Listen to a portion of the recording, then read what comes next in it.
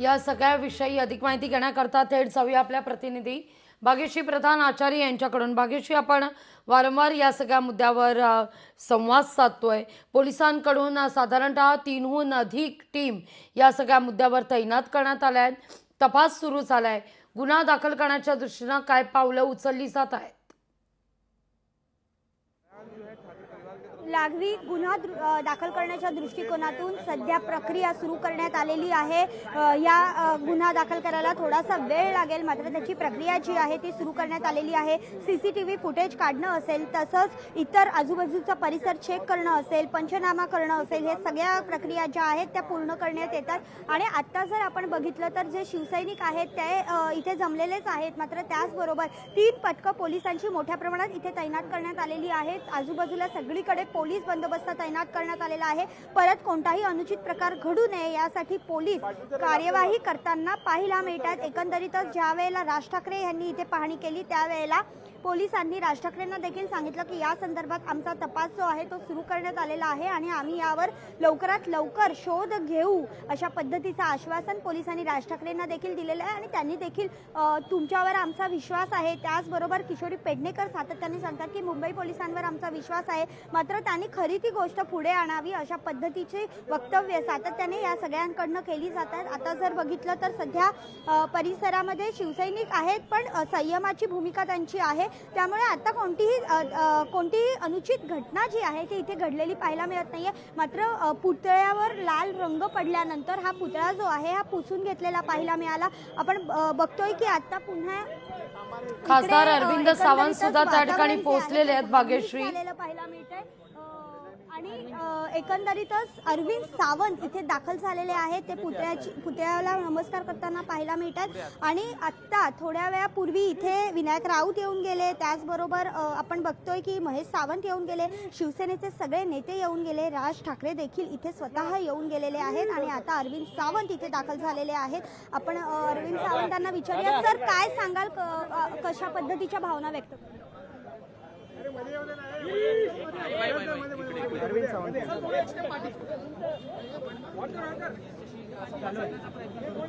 Santosh sir,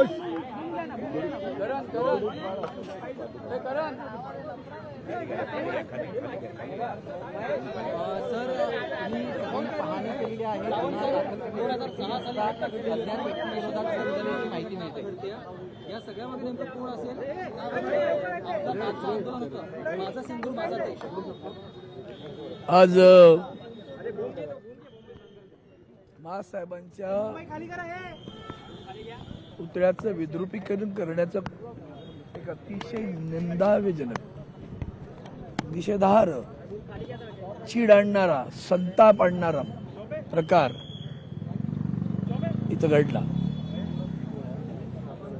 डोळ्यात आसू आणि अंगार दोन्ही आहेत माझ्या। हिम्मत झाली, कुणाची हिम्मत झाली हे पोलिसांनी तर शोधलंच पाहिले, पण त्याचबरोबर सतत मेरी माँ का अपमान हुआ असं म्हणणाऱ्यांना हा कुणाचा अपमान झाला? उभा महाराष्ट्र, वंदनीय शिवसेना प्रमुख, हिंदुत्ववादी सम्राट बाळासाहेब ठाकरे यांच्या या पत्नीला कधी आम्ही महासाहेबांशिवाय दुसरा शब्द नाही उच्चारला। उभा महाराष्ट्र, उभा शिवसैनिक त्यांना महासाहेब म्हणतो। ती आमची माँ आहे, आम्हा सर्वांची माँ आहे, शिवसैनिकांची माँ आहे। तिच्या पुतळ्याचं विद्रुपीकरण करण्याची हिंमत झाली। पोलिसांनी याचा गांभीर्याने विचार केला पाहिजे, दखल घेतली पाहिजे। तुम्हाला इथं सीसीटीव्ही असतात। कालपर्यंत माझ्या माहितीप्रमाणे सतत इथे पोलिसांचा पहारा असायचा। कुणी काढला हा इथला पहारा? काढला कुणी याची पण चौकशी, कुणाच्या आदेशानं इथं बाजूला 2 पोलीस बसायचे, ते गेले कुठे त्याची सुद्धा चौकशी झाली पाहिजे। आणि ज्याला जो कोणी आहे त्याला पोलिसांनी तातडीने अटक केली पाहिजे। काय कारवाई करायची त्याला सोडा, शिवसैनिक बघतील मग काय करायचे ते।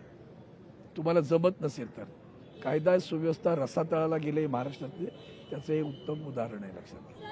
आपण जर बघितलं तर एकंदरीत तुम्ही आंदोलन जे परवा केलेलं होतं त्याचा हा कुठेतरी कनेक्शन दिसतोय का? पोलिसांनी याचा तपास करावा.